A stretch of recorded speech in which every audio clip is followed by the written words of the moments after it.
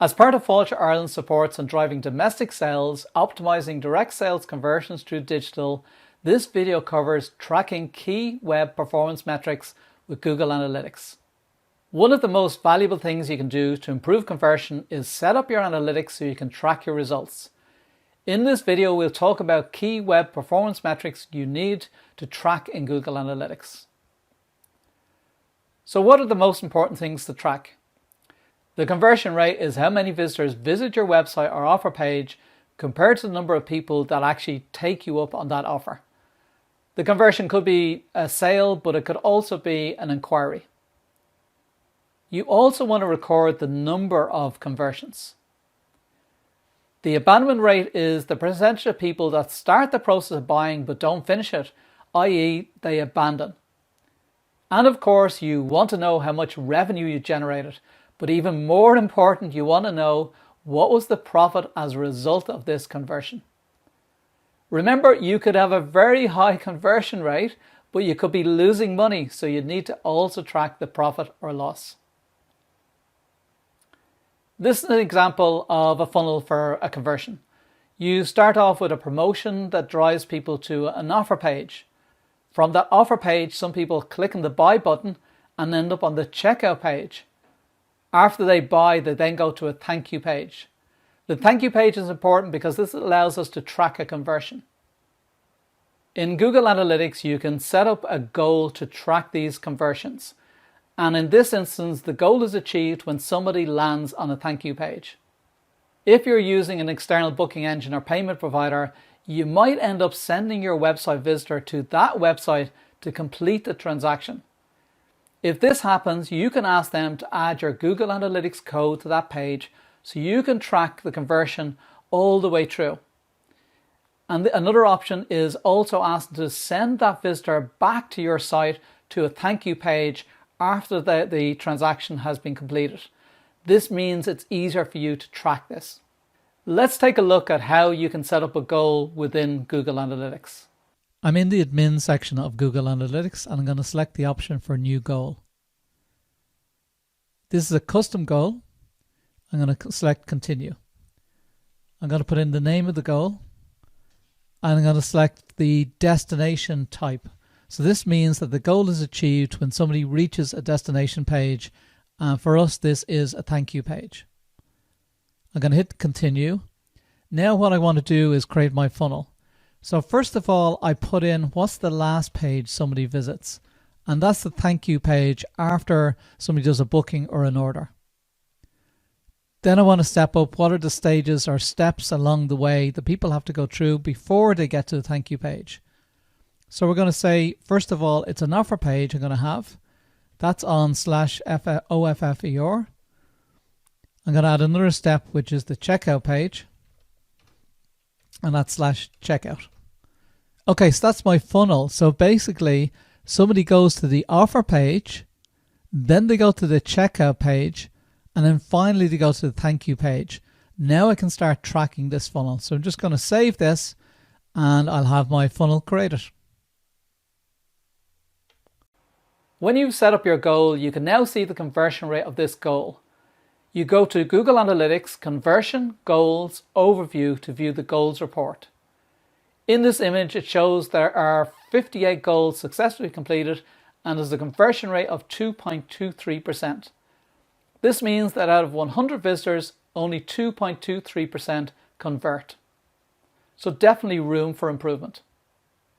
You can also look at the full funnel, which shows people stepping through each of the pages when they're looking to purchase your product. If you see at the top of the funnel, there are 1,133 people, but at the bottom of the funnel, only 682 people actually purchased the product. So nearly half the people dropped out along the way. This is your abandonment rate. Once you know this, you can start looking at improving it. On the diagram, the arrows in green show you people entering the funnel, and the arrows in red show people leaving the funnel.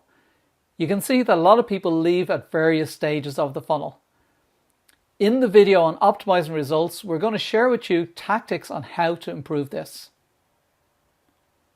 When you set up e-commerce tracking using Google Analytics, you were able to add monetary values to every sale so that you can view the total revenue generated for sales in the Google Analytics reports. It's also easier to track sales by product if you have multiple products for sale. However, this is something you're going to need a developer to set up. Not a huge job, but it is a developer job. As well as tracking how much revenue is generated, you can split the revenue out by offer. For example, if you have 5 offers on the same page, you can then track how many sales are generated and what's the value of those sales for every offer. If you look up goals or reverse goal path, you can see what pages people visit before a goal is achieved. It's very useful to know which pages people are going to before they actually convert. In the screenshot displayed, you can see that the tour catalog page is the most popular page by far to drive conversions. Under acquisition, all traffic channels, you can see the various channels where traffic is coming from and the goal conversion rate for that channel. If you're driving traffic to your site for other reasons, you may want to filter out this traffic so you only look at traffic to your offer page from these channels. Under site content, all pages, you can find your offer page to see how much traffic is going to the offer page. When Google Analytics shows you where you get your traffic from that is converting, this is very useful. However, it doesn't show you exactly where this traffic is coming from, only the channel.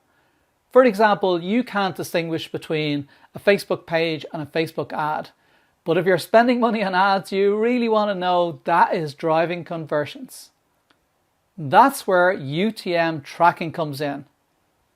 This stands for Urchin Tracking Module.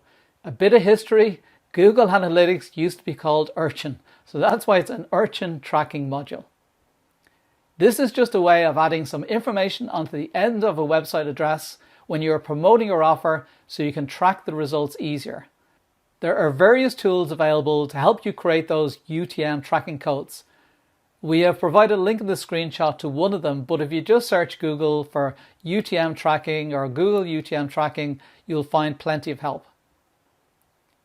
For this link, we have added the following. Website URL.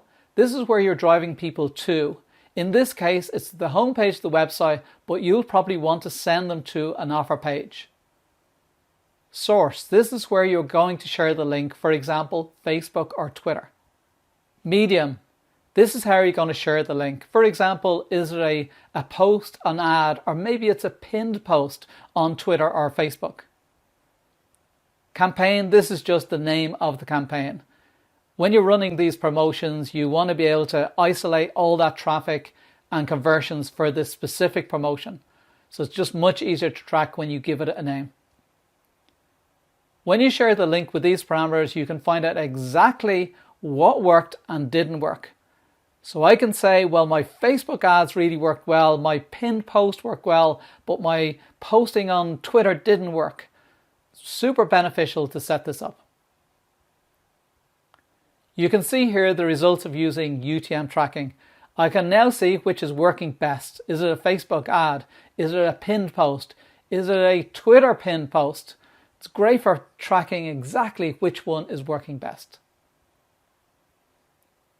Now there's 3 actions I'd like you to take now. First of all, you need to get your goals set up, but also consider setting up e-commerce tracking if you have developer help. Secondly, start driving people to your offer page and then track the results in Google Analytics. And finally, check out the other video in this series about optimizing results. Once you have all your analytics set up, now it's time to start optimizing the results. The Google Analytics checklist to support this video is located here on the Fáilte Ireland website. Thanks for watching, and I hope you implement some of the tactics shared to drive more revenue for your business.